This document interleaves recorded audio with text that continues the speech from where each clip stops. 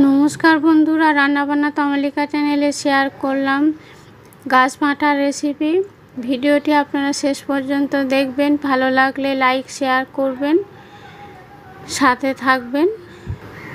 কড়াইতে সর্ষের তেল দিয়েছি 5 টেবিল চামচ, গোটা গরম মশলা, কাঁচা লঙ্কা 3টি দিয়েছি, তেজপাতা, টমেটো কুচি, স্বাদ মতো লবণ দিয়ে লো টু মিডিয়াম ফ্লেমে 1 মিনিট নাড়াচাড়া করে নিয়েছি। 1 ইঞ্চি আদা রসুন, একটি গোটা, একটি পেঁয়াজ, 2টি কাঁচা লঙ্কা পেস্ট করে দিয়ে দিলাম। লো টু মিডিয়াম ফ্লেমে নাড়াচাড়া করে নিতে হবে। 1 মিনিট নাড়াচাড়া করে নিয়েছি। কাশ্মীরি লঙ্কার গুঁড়ো 1 চা চামচ, লঙ্কার গুঁড়ো 1/2 চা চামচ, হলুদ গুঁড়ো 1 চা চামচ, জিরা ধনে গরম মশলা একসাথে গুঁড়ো করে নিয়েছি, 1 টেবিল চামচ দিয়ে দিলাম। লো টু মিডিয়াম ফ্লেমে নাড়াচাড়া করে কষিয়ে নেব। 3 মিনিট কষিয়ে নিয়েছি। সিদ্ধ এঁচোড় আলু দিয়ে দেব। এখানে 700 গ্রাম এঁচোড় রয়েছে। 3টি আলু ডুমো শেপে কেটে নিয়েছি। প্রেসার কুকারে 1টি সিটি দিয়ে সিদ্ধ করে রেখেছি। লো টু মিডিয়াম ফ্লেমে নাড়াচাড়া করে নেব। 1 টেবিল চামচ চিনি দিয়ে দিলাম।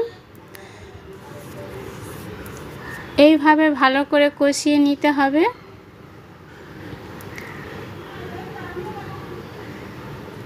উল্টে পাল্টে কষিয়ে নেব।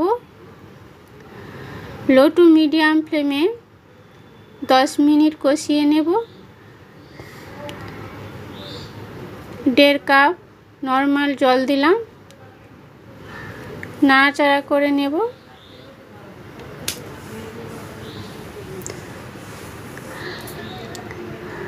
গরম মশলার গুঁড়ো 1/2 চা চামচ দিয়ে দিলাম। 1 টেবিল চামচ ঘি দিয়ে দিলাম। 8 মিনিট ফুটিয়ে নিয়েছি। ঘি দিয়ে 2 মিনিট ফুটিয়ে নিয়েছি। তৈরি হয়ে গেছে, নামিয়ে নেব।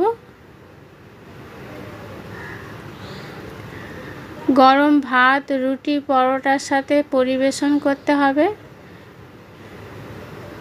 আশা করছি আপনাদের খুব ভালো লাগবে গাছ পাঁঠার রেসিপি বা এঁচোড়ের রেসিপি। খাসির মাংসকে হার মানাবে এই রেসিপি। নতুন বন্ধুরা সাবস্ক্রাইব করবেন, পাশে বেল আইকনটি প্রেস করে দেবেন। আমার ভিডিও আপনাদের কাছে আগে পৌঁছে যাবে। নতুন ভিডিও নিয়ে হাজির হচ্ছে আপনাদের কাছে। সবাই সুস্থ থাকবেন, ভালো থাকবেন। নমস্কার।